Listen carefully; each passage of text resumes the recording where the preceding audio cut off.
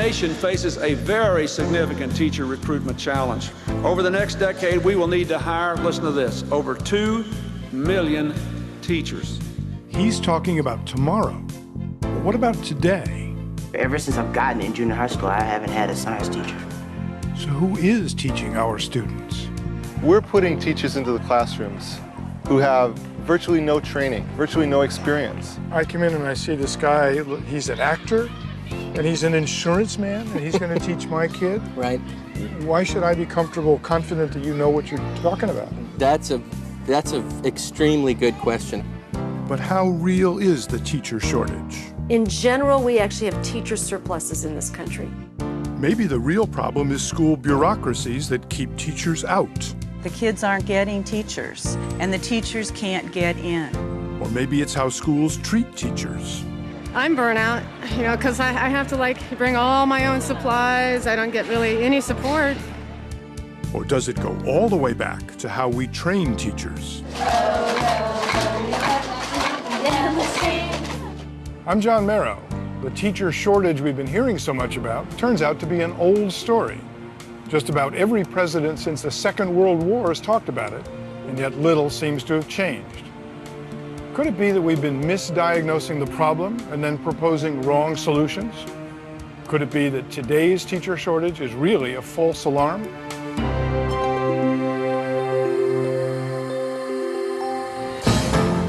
The Merrow Report, Teacher Shortage, False Alarm, is brought to you by the people of Toyota.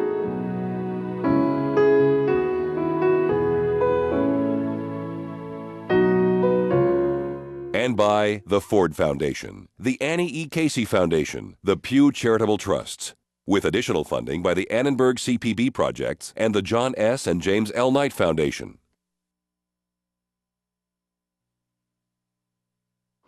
Let's begin our day with our positive pledge. I am somebody. I am capable and lovable. I am teachable, therefore I can learn.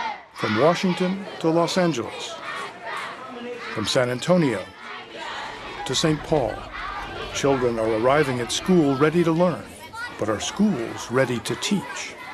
America is said to have a serious teacher shortage, and the call is out for millions of new teachers. Want to change the world? Schools are recruiting through the media. Be a teacher. Be a hero. At job fairs. We're looking for teachers in all the content areas. Math, science, technology positions. We have a lot of positions available. Even overseas. New York City is looking for a few good teachers, and their search is going international. According to the U.S. Department of Education, schools will need over 2 million new teachers in the next decade. Why? Because of new laws requiring smaller classes, because many teachers are retiring, and because enrollments are rising. The shortage is said to be worst in high-growth states, including California, Florida, Texas, and Georgia, and in specific fields, special education, science, and math. A teacher shortage does not mean classrooms full of kids without adults in charge. School districts have to put an adult in front of the room. The question is, who? Area is equal to 16 squared. Okay, now let's talk about squaring numbers. In this 9th grade math class in Cuthbert, Georgia, Elizabeth Jackson is explaining how to find the area of a square. So what is the area of this particular square? 256. That answer is incomplete. She should have said 256 square centimeters. During the period, Jackson solved several problems. Never once did she tell students that area is measured in square units. What we're going to do, the first thing we're going to do today is introduce your new vocabulary words for the week. Just down the hall from Elizabeth Jackson's math class, Shane Miller is in charge of a 9th grade English class. The next word will be strenuous. Strenuous is spelled S-T-R-E-N-O-U-S.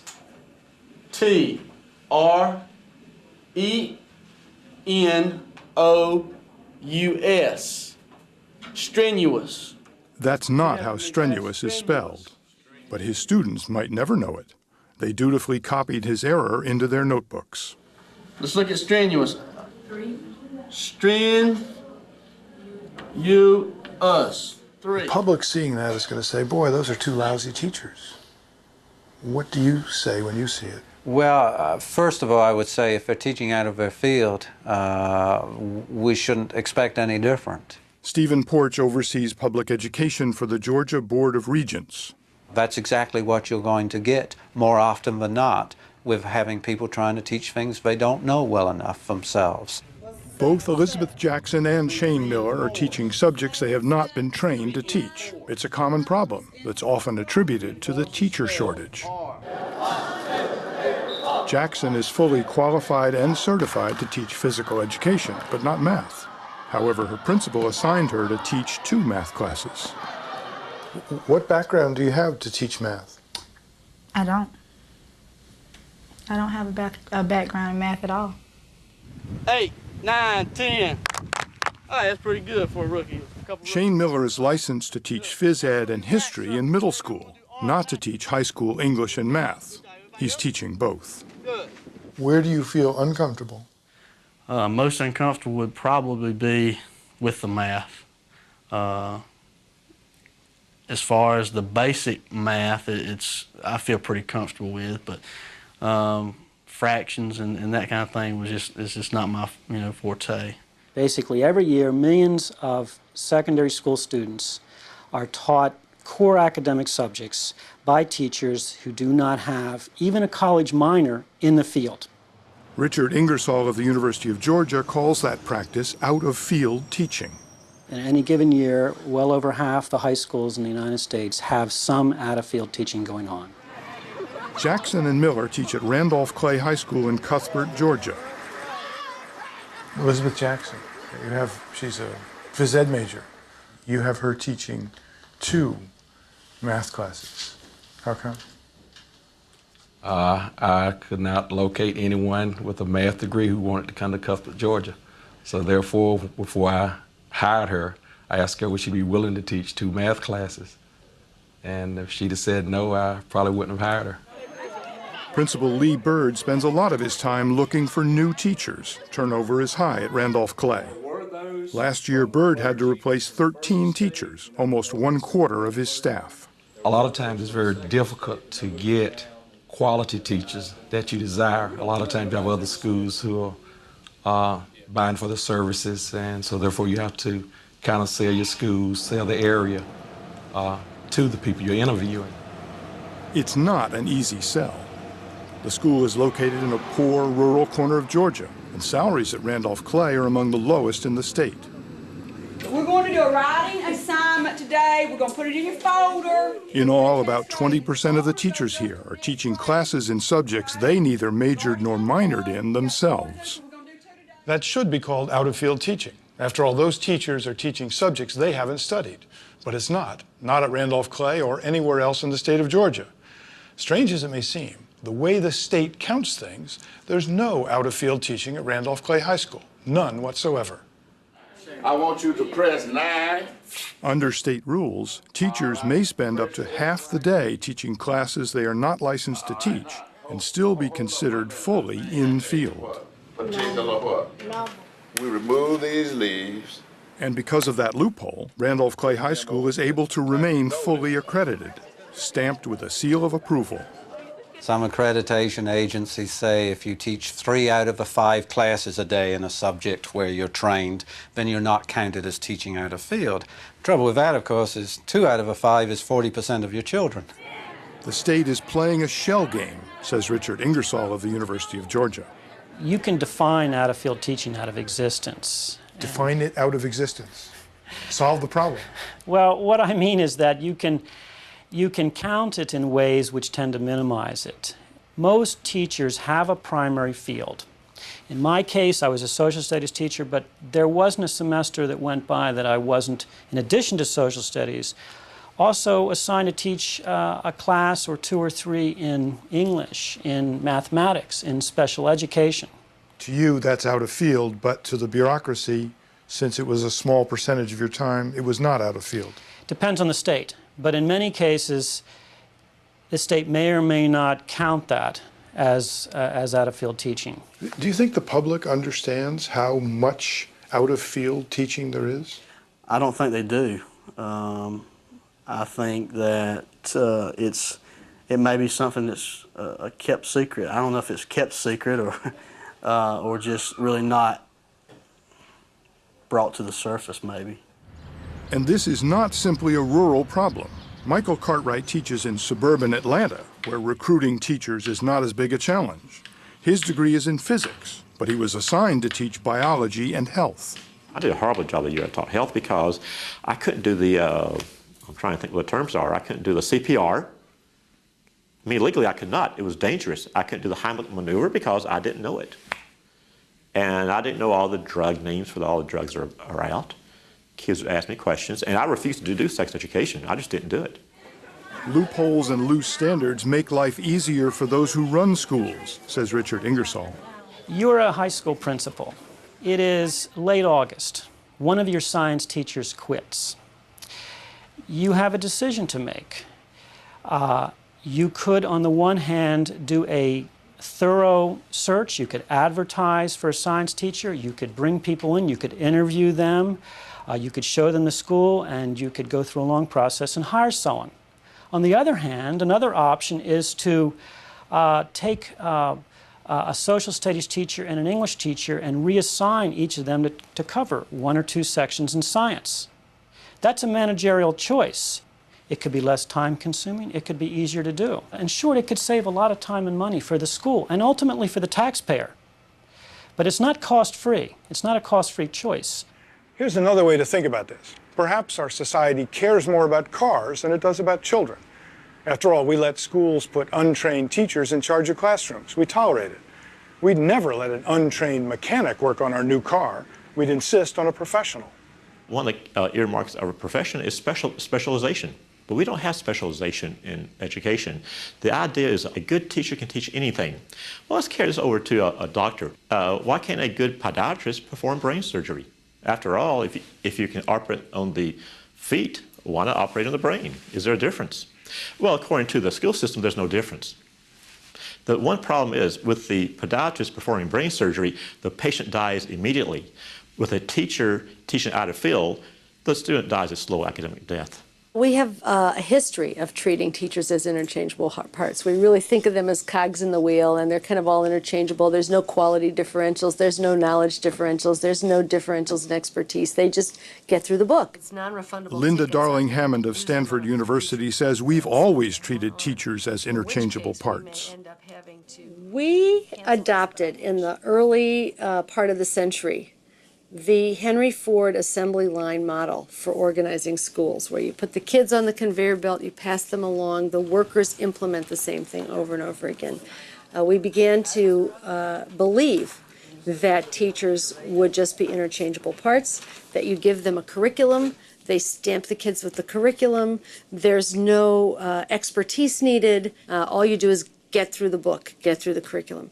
That idea is very well rooted in American schools. And so is out-of-field teaching.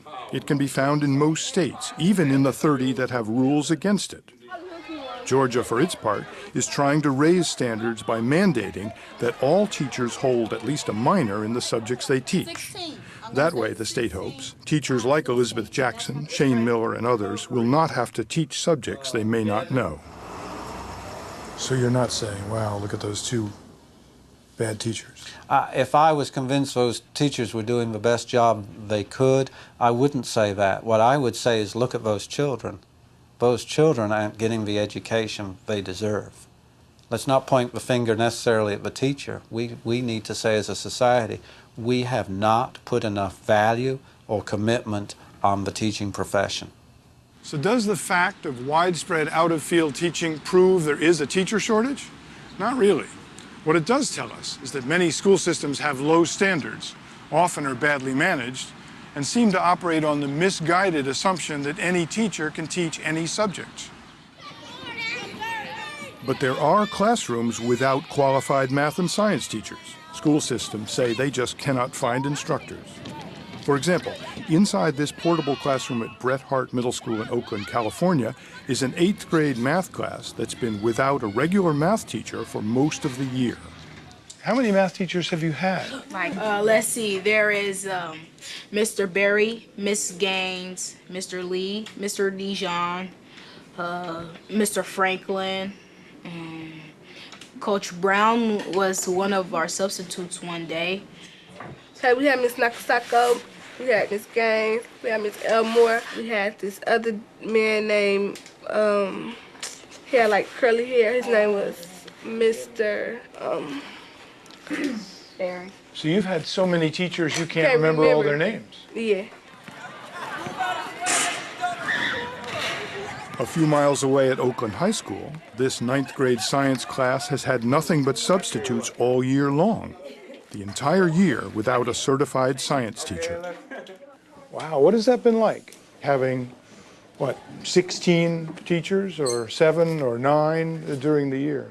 It's just weird. It's like we have to get used to a new teacher every couple of weeks or so. Yeah, I'm feeling shorthanded because this is the 3rd year. Ever since I've gotten in junior high school, I haven't had a science teacher. So you've had substitutes? All 3 years. All we learn is like the same thing all over again. When a new teacher comes, sometimes we gotta skip chapters and start all over again, and it's difficult. Have you learned much science this year? Nope. Not really. Haven't had a chance to. It breaks my heart. Nancy Caruso teaches science at Oakland High School. People have come from those classes over there and they come down and they beg me, can I get into your class? Please, I want to learn. I need a science class. And they're not getting it. Remember they used to call it the Mountain of Gold? They worked in the... Oakland would appear to have a teacher shortage, but that may depend on whom you ask. I heard there was a teacher shortage, right? And I bought it. Karen Sherman could have filled the opening for a science teacher at Oakland High School, but mistakes on the part of the school district blocked her path. Sherman, a fully credentialed science teacher, applied for a job in 1997.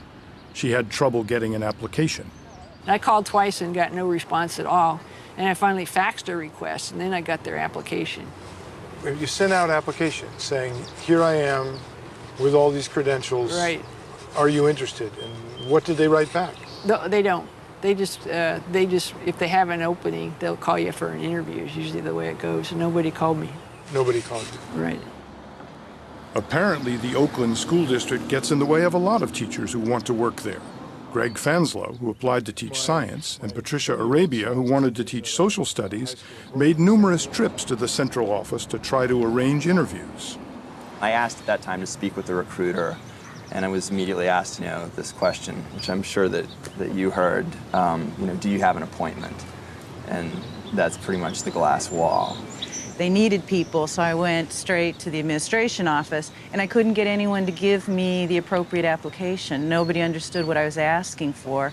To me, it's been a sense of they don't know the process down at the administration building. They can't help me get into the process, and they're very unwelcoming.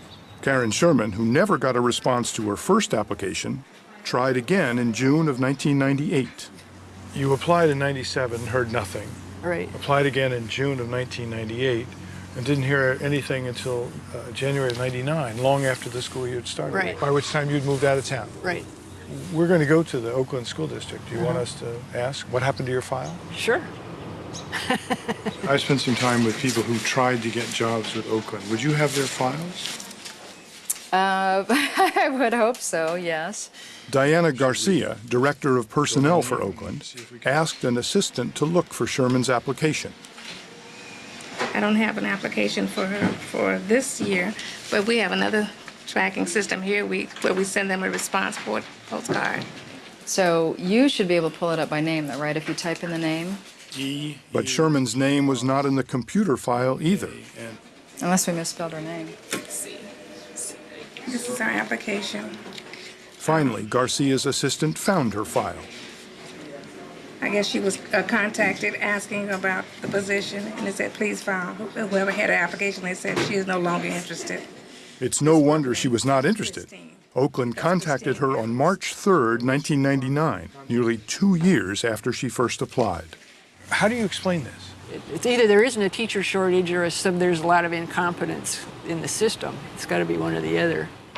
In the paper maze of Oakland's personnel office, Greg Fanslow's application sat for 5 months before Oakland finally asked him in for an interview. I got a phone call from somebody, and they were offering me some sort of an intent to hire, or something that wasn't specifically a job, but that they were gonna, I guess, put me in a pool of people that were hireable. And I say to them, you know, you don't have a job for me to fill specifically, but yet it's less than a week before the semester starts. And she said to me, you know, well, I don't know when the semester starts. That's when Greg Fanslow gave up on Oakland. He's now teaching in neighboring Berkeley. Have you given up on Oakland? Yeah, probably. It would depend what school I was offered. Do you have an application in? Yeah, I do. What have you heard from them? Nothing. Do you still want to be a teacher? Well, I will be. I mean, I am. I just, I'm going to go through a different door, though, doing it in the museum science. I'm working on being a museum teacher now. So you've given up on the public schools? Yeah, I have. The kids aren't getting teachers, and the teachers can't get in. Good afternoon, Oakland Unified School District, Public Information. Garcia was hired a year ago to fix things up. Our job postings are here. She's made it easier to get an application, and now all applications are acknowledged. Garcia intends to computerize the system to reduce paperwork. She's reorganized the staff and added 7 people to the department. I'm fully aware of the criticism that still is out there, and I'm making changes accordingly. If Garcia needs a model of competence and efficiency, she can find it just a few miles from Oakland in New Haven, California. Here, I called to see if the job was vacant, and within 48 hours, I was hired. Jennifer Root earned her classroom license in Minnesota. She went online to apply for a teaching position in New Haven. New Haven, you can fill out that application online. Every place else, they need to mail you the application. You fill it out, mail it back. And here, you just go to a computer and you can fill out the application on the spot. If they have an email address, I will respond to say, I just received your application. Can you please follow up by sending or faxing your resume and letters of recommendation to complete your file? Electronic applications are received by New Haven Assistant Superintendent Donna Uemoto. So my application, my resume, my letters of reference, and so on, those are all electronically scanned. And so now the principal does not have to walk down to the district office, nor do I have to fax paper applications to them. They can access online through the optic system that we have here. How did this interview take place? They told me to go to my nearest Kinko's location, and they put me in a conference room, and I sat in front of a TV screen and saw them, and they were doing the same thing in California at the same time. During that interview, if we get a good sense that this is a good candidate, at the conclusion of the interview, we can offer a contract. Because enrollment is growing in New Haven, the district hires about 80 teachers a year.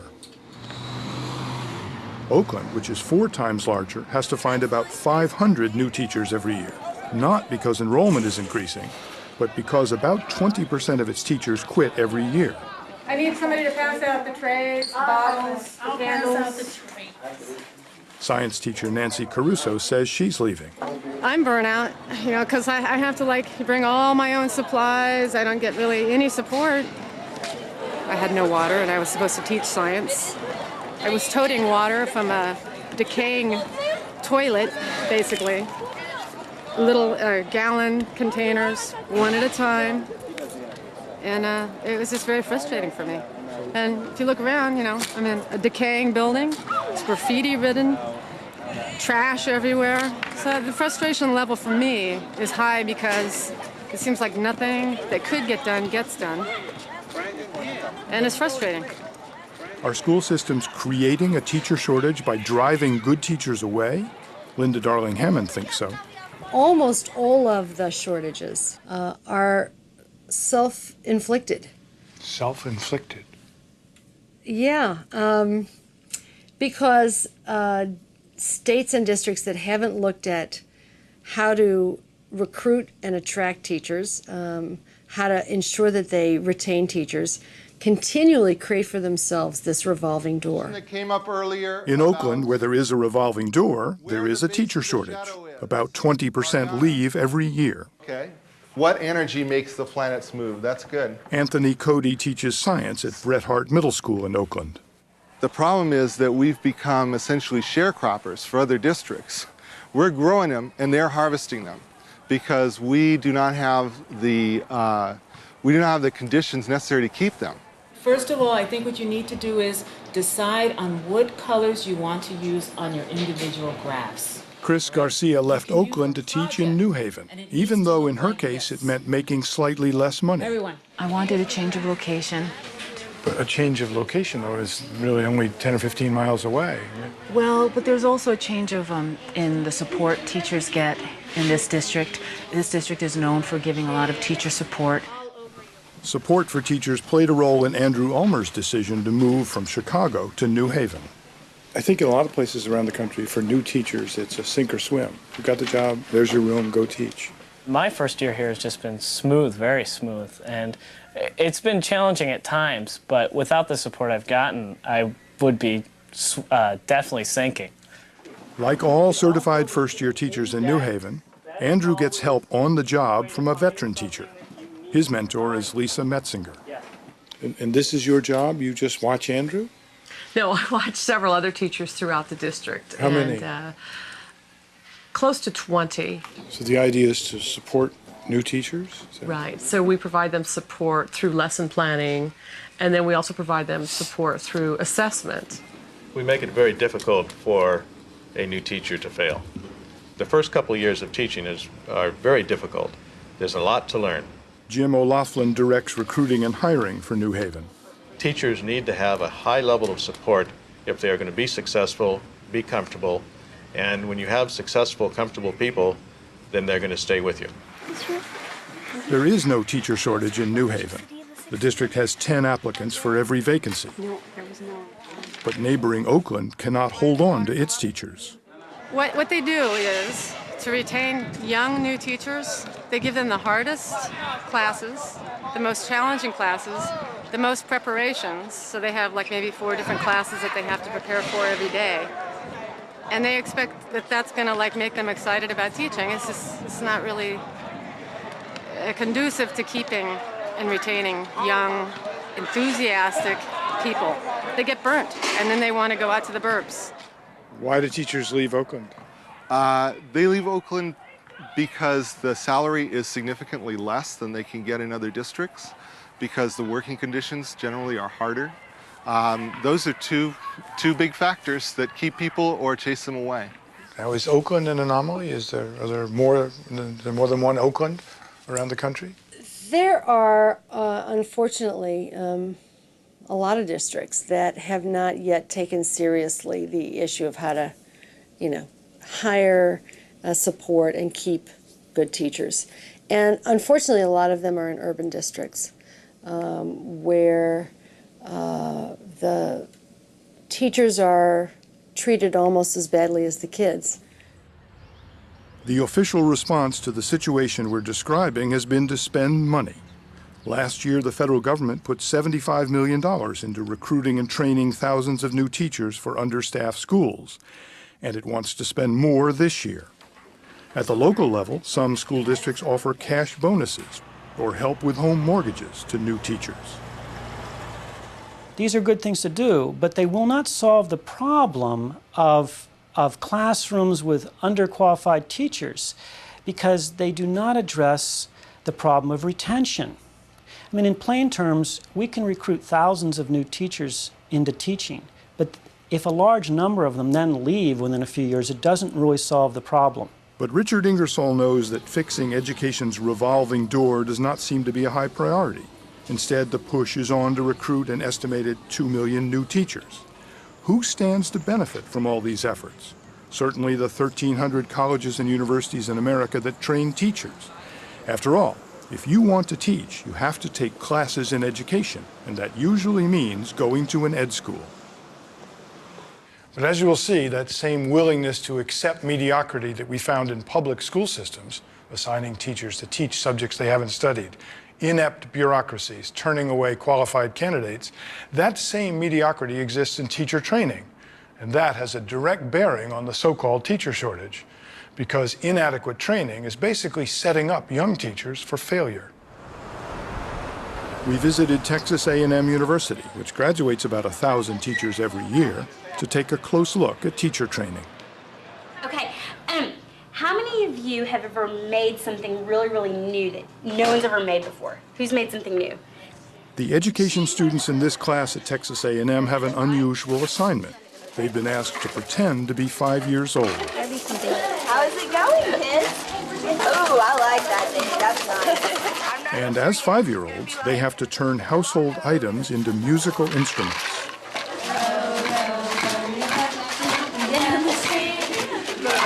With the little green froggy, and his eyes went flip, flip, flip. This class, called Creativity in Young Children, began earlier with a presentation about Mozart.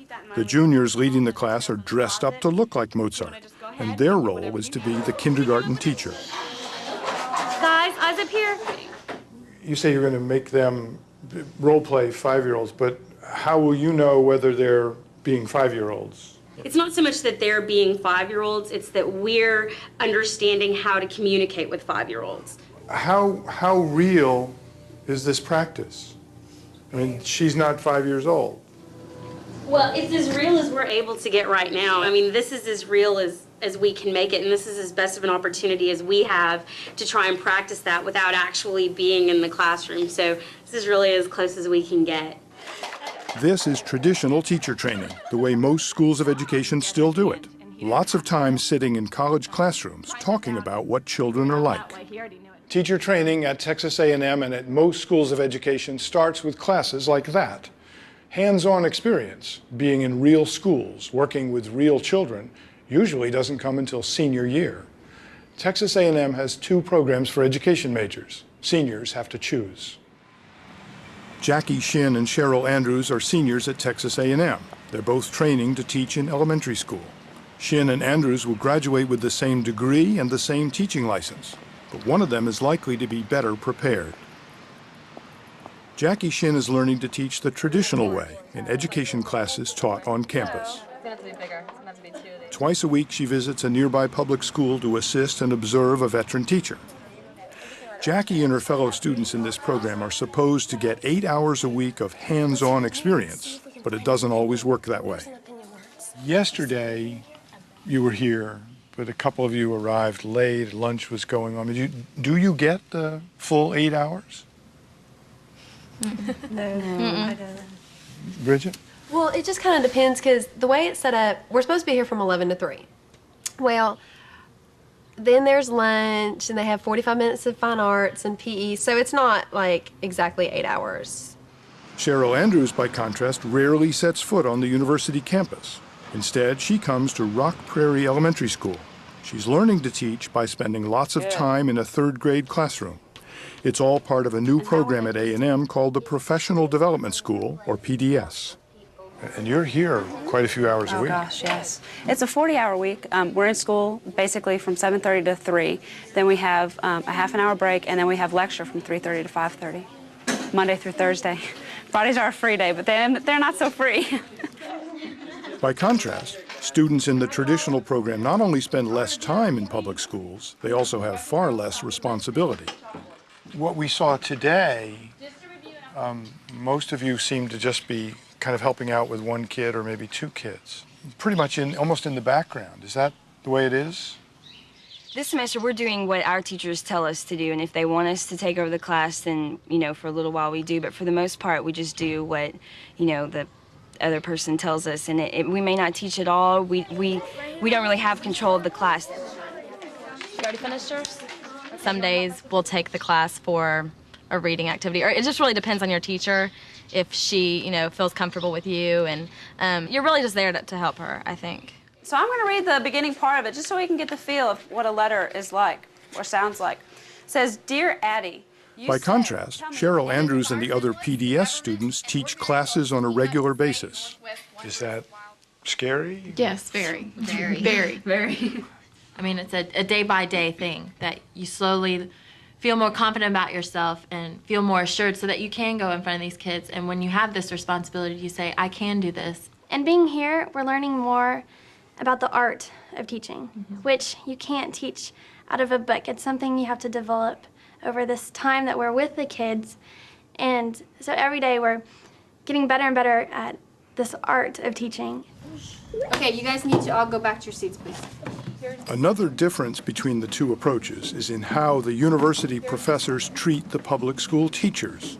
Teachers in the traditional program say the lessons taught on campus and the assignments given by the university faculty do not relate at all to what's going on in their classrooms. Grace Sheen, Faye White, and Gail Penny have hosted A&M students for almost 3 months. One of the lessons that they have to teach is going on an imaginary trip. It's a science lesson. That's so random. I mean, it doesn't fit in with anything. And that's an A&M assignment. Right. But the A&M professor didn't call you and say, Grace, will this fit? Right. A lot of these college professors have not been in a classroom in years and years and years. And for them to sit up in class and say, well, this is what you're going to do and this is going to how you're going to have to do it, and for them never being in our classrooms, they really can't do that. Now you should be ready to continue on their poster, and I can get some markers out. Do A&M professors come out and talk to you and connect with you? I've never met any of them before. Do you feel disrespected by A&M? I do. I feel like that we don't count for anything. I feel like that they're using us, they're using our kids, they're using our classroom, they're using everything we have. Do you feel disrespected by Texas A&M? No, I don't.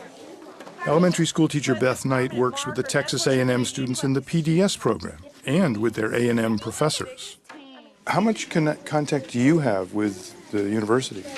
We had, before we start the semester, there's always an orientation for us, and that's real good for me because then I can talk to my PDS student and say, okay, this looks like what your timeline is. Sounds as if you decide what needs to be taught. Right, I'm still in charge of what's taught in my classroom. Yes. Yes. A final difference emerges when the students in these two programs are asked about their commitment to teaching. After 4 years, A&M students in the traditional program are not sure they've made the right career choice. Oh, well, I've had serious second thoughts. I'm still in them. I think the second thoughts came because of the fact that you're disillusioned at the beginning of like kids, want to work with kids, hang out with them, and then the workload that comes with it and the responsibilities are a lot harder than I originally had thought they would be. I guess it was just overwhelming. I guess that's where the second thoughts were. It was just thinking, you know, can I do this? Can I really walk in here and make a difference? Do all of you intend to become teachers? Yes. Have you had second thoughts? Maybe I'm making a mistake? I think you have your good days and your bad days, but that's all stuff that you're going to learn, and that's all stuff that you're going to have to face. And, you know, you got to take the positives with the negatives, and as long as the positives outweigh those negatives, then, you know, yeah, this is definitely something that I want to do. This is our life now. This is what we're going to be doing the next, 15, 20, 30 years, however long we choose to do it. This is the beginning step of our entire career. To draw their solution. So which of these two approaches to training works better? The traditional approach or the PDS system? Mary Lou. For Jim Crocht of A&M School of Education, the answer is simple. PDS. Why do you say that? I've lived with those students. I've seen the maturity that develops over that semester, and I've seen the turnaround take place. I'm not sure when it will happen, and it happens at different points in the time, but someday I'm going to see one of those kids walking down the hall, and all at once I see a teacher rather than a college student. They have finally decided that this is really it for them, and they know what they're doing. It's less frequent that I see that in people that haven't gone through the PDS program. But despite its glowing reviews and apparent superiority, the professional development program is not the one that enrolls most A&M education students. Only 30% of them are in PDS, and only 25% of the A&M education faculty participate, apparently because it takes a lot of time and it's not in their best interest. It doesn't give teacher education faculty members much of a chance to do some of those things that are necessary for promotion and tenure because it consumes so much of their time. The aims of the university are different from the aims of good teacher education? I mean, they're incompatible? I don't think they're incompatible, but they probably aren't aligned as well as we would like to have them aligned. Because if I'm teaching here, I get I get promoted because of my research, because of my publishing, not because I do a good job of training teachers? In every university, the reward structure is fairly heavily weighted for tenure and promotion, especially at the assistant and associate level, on good research and good publication. The university says money is an obstacle. Go back to our two students. Jackie Shin and Cheryl Andrews pay the exact same tuition, but training for Cheryl in the PDS program costs the university more, about $1,000 per year per student. So you'd need another $1 million a year to do it for everybody? Yep, that's about right. And Jane Close Connolly, Dean of the College of Education at Texas A&M, says the university does not have the money to expand the PDS program. We know that program is successful. There is evidence that people who go through good programs, PDS programs, that they are better teachers, they get better outcomes from their students, and they last longer in the field. It's also incredibly expensive to maintain. Hey, anybody else have one? Matt Ty? So the one that most A&M students take, about 70%, that's not as good. I think it's not as good. The PDS program at Texas A&M may be small, but it's still far better than what's available at most other places that train teachers. Of the 1,300 ed schools in the United States, only 200 even have professional development schools. Cost is said to be the big obstacle, but that's a false argument because teacher training programs actually make money, according to Linda Darling-Hammond. Colleges cannot treat teacher education as a cash cow. Teacher training is a cash cow? Done well, teacher training takes some resources. Many colleges, however, have basically used the tuitions that large numbers of college students studying education bring with them to fund the medical school, the law school, the business school, and the other parts of the university because they bring in a lot more money in education tuitions than they spend on the quality of the programs. We know this equals what? Professors of education are paid less than professors in other fields like engineering, law, and medicine. Ed schools regularly hire part-time instructors, another way of keeping costs down. So if I'm coming in to study to be a teacher and I pay my $10,000 or $12,000, whatever it is, the university's not going to spend that money on me? No, last data I saw, you could expect about half of the money you put into the till to come back to support your preparation if you were preparing to be a teacher. Universities not only train teachers on the cheap, they also train more teachers than we need. In general, we actually have teacher surpluses in this country. We actually produce more teachers every year than we hire. Surprised? It's true. The problem is about 30% of those who train to teach don't. Are we training people that, for whatever reasons, leave our training and choose other things immediately thereafter? They don't even give it a chance. I don't think that's the best use of state resources. Pam Tackett oversees all of the teacher training programs in Texas. You train 100, and 30 of them don't even bother to apply for a job. Right. And of the 70, after 5 years, 35% of them have gone to something else. That's right.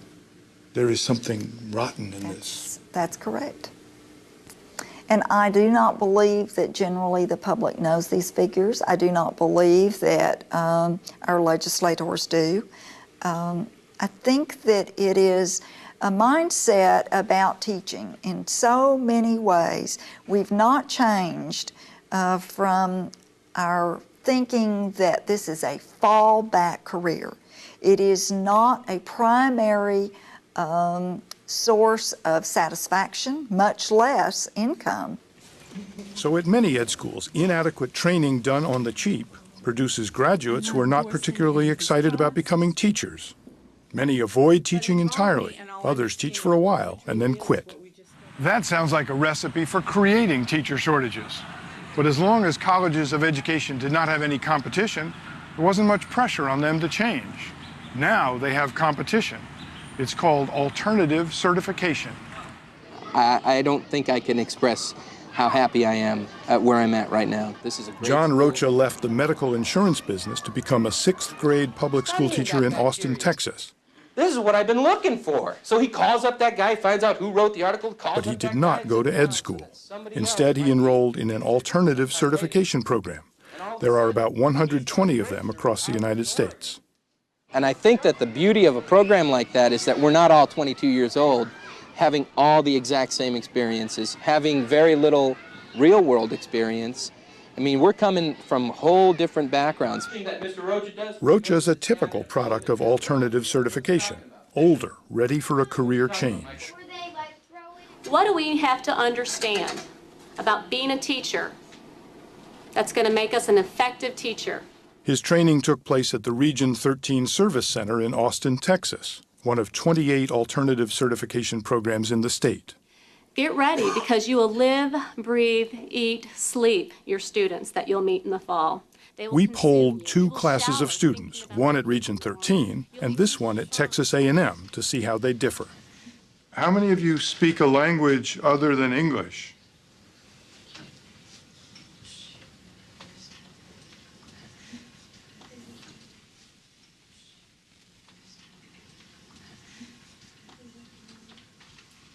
How many of you want to teach in the inner city?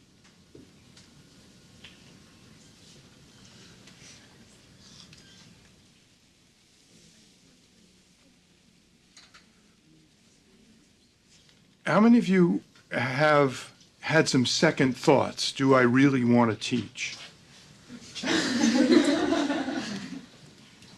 Be honest. Second thoughts. School districts are quick to hire graduates of alternative certification programs. Texas is desperate for bilingual teachers and for teachers willing to work in the inner city. How many of you already have job offers for next year?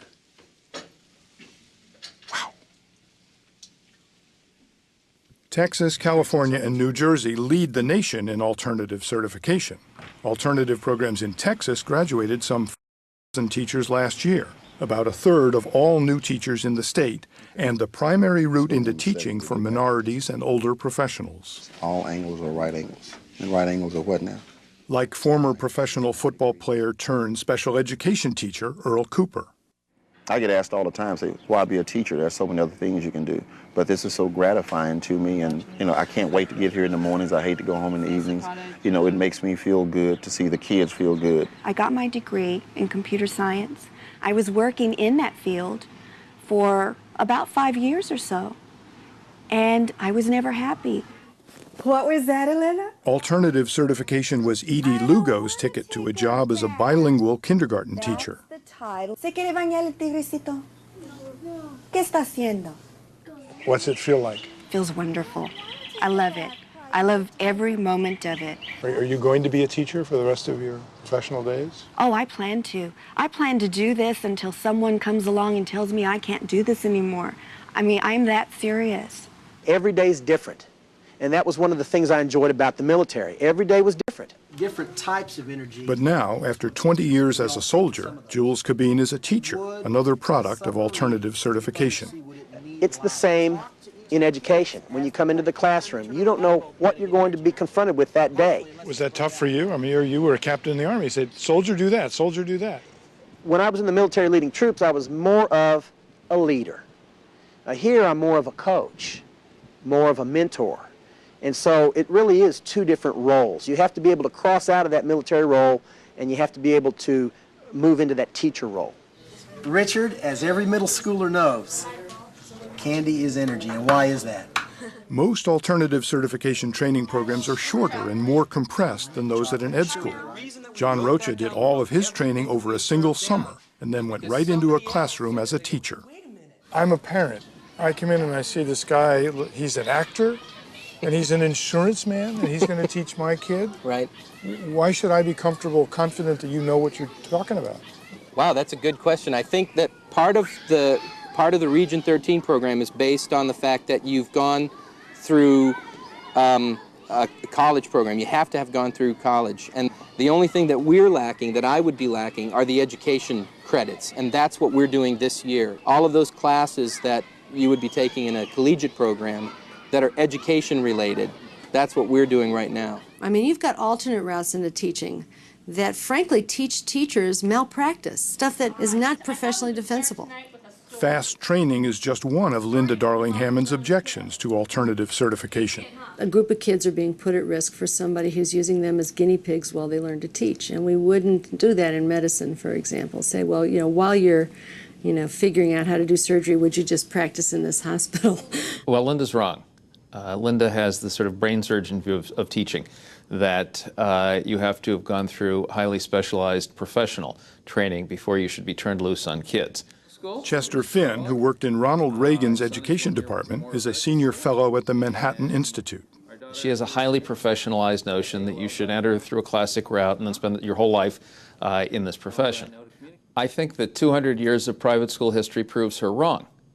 Parents pay quite a lot of money to have their kids taught by people who have never been near a pedagogy course in their life, have never set foot in an ed school. John, if there weren't an alternative certification program, would you be a teacher today? Not today, no.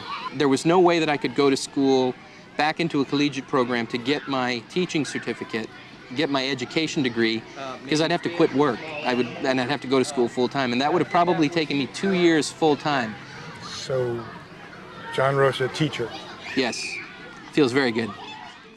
On teacher licensing tests, graduates of the Region 13 certification program outscore graduates of almost all the traditional ed schools in Texas, including Texas A&M.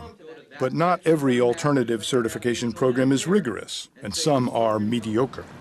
Still, ed schools generally oppose all forms of alternative certification. Chester Finn says they're running scared. You find partly just the anxiety of a monopoly that fears it's losing its monopoly and it might have to sell itself in the marketplace. And that's very worrisome, especially if what you're selling is by most of its customers regarded as not very good. You need a monopoly in order to make people take it. Someone watching this might say Linda Darling-Hammond, monopolist. She's just protecting the ed school monopoly. Yeah. It's a difficult argument. The ed school establishment today has a lot of low-quality activity in many places, certainly not uniformly. Variability is huge. We don't have standards that are being enforced. The answer to that is not to say, let's ignore getting prepared to teach. The answer is, let's raise the standard in the profession. So now what are we going to do? Back up the top of our list. Divide. Divide, right. There's 1,300 places training teachers. If you had your druthers, how many of them would you just put out of business? My guess is that of the 1,300 places training teachers, less than that number will be willing to make the investment necessary to produce a high-quality, rigorous program. And if they're not willing to do that, they should go out of business. They should pursue things that they do well and are willing to invest in. If ed schools were to improve dramatically, and if alternative certification programs were to flourish, we'd still have a teacher shortage, because newly trained teachers leave the profession at an alarming rate. After 5 years, 30% will have moved on. In the inner city, 50%. They leave to start new careers, to make more money, to start families. But most teachers leave because of the way they're treated. You, as a college professor, probably can go make a phone call when you want to. Yes. Probably could use the bathroom if you wanted to. Yes. High school teacher can't do that. Yes, yes. The difference between my job as a high school teacher in previous years and my job now as a college professor is like day and night. There's no comparison whatsoever. And to me, that's the ultimate solution. This country needs to upgrade the occupation of teaching. If we recruit all kinds of qualified people and persuade them to go into teaching, and if they get into jobs that aren't well paid and don't have particularly good working conditions, in which they're given little say in the way schools operate, it's not going to really solve the problem, because a lot of these people will leave. So we're diagnosing the problem incorrectly and then proposing inappropriate cures, which of course do not work. Think of it this way. When a pool has a big leak at the bottom, it doesn't matter how much more water you pour into it. You still have a leaky pool. These quick fixes, more teachers, more recruiting, will never work, because they do not address the fundamental problem of mediocrity at all levels of education. And that won't change unless priorities change, and we put children and teachers ahead of administrative convenience and money. I'm John Merrow reporting. To find out more about this program, visit us at PBS Online at the internet address on your screen.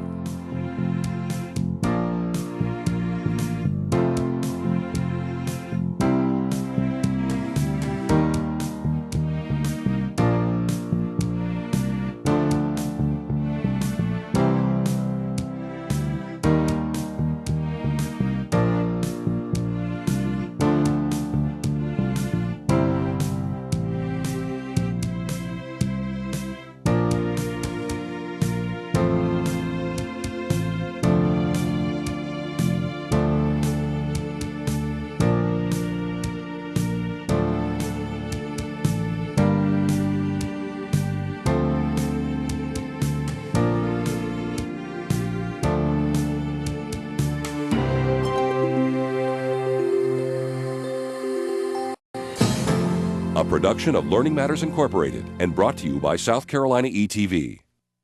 The Merrow Report, Teacher Shortage, False Alarm, was brought to you by the people of Toyota.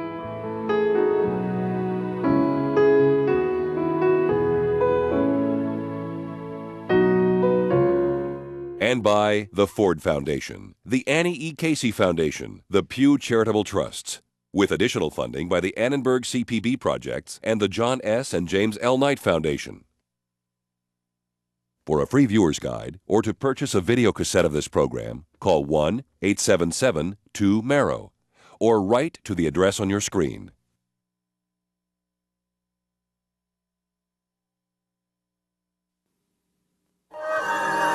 This is PBS.